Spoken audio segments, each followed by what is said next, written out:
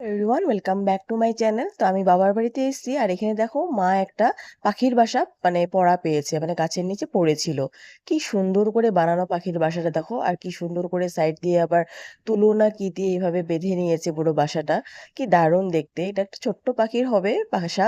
তো গাছের নিচে পড়েছিল, তো মা এটাকে উঠিয়ে নিয়ে এসছে সন্ধ্যাবেলায়, আর কালকে সকালবেলা এটাকে বাবার গাছে ভালো মতন ঝুলিয়ে দেবে। আর এখানে যদি কিছু তুলো বা এরকম কাগজ কাপড় যদি দেওয়া যায় সেটাও দিয়ে দিবে আর কি, যেন পাখিটা আবার ওখানে ডিম টিম কিছু পারতে পারে।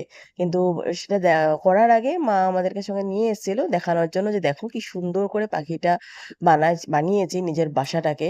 তো প্রকৃতি কতটা সৃষ্টিশীল, কত সুন্দর করে প্রকৃতি বানাতে জানে, দেখে কিন্তু বেশ অবাক লাগছিল। আর আমরা হাতে নিয়ে লাড়াচাড়া করছি, বাট পাখির বাসাটা কিন্তু একদমই খুলে যাচ্ছে না। তো সে ভালো লাগলো, আর আমি নেচার তো খুবই ভালোবাসি, তো তোমাদের সঙ্গে সেজন্য শেয়ার করলাম। আশা করছি তোমাদের ভালো লেগেছে। টাটা।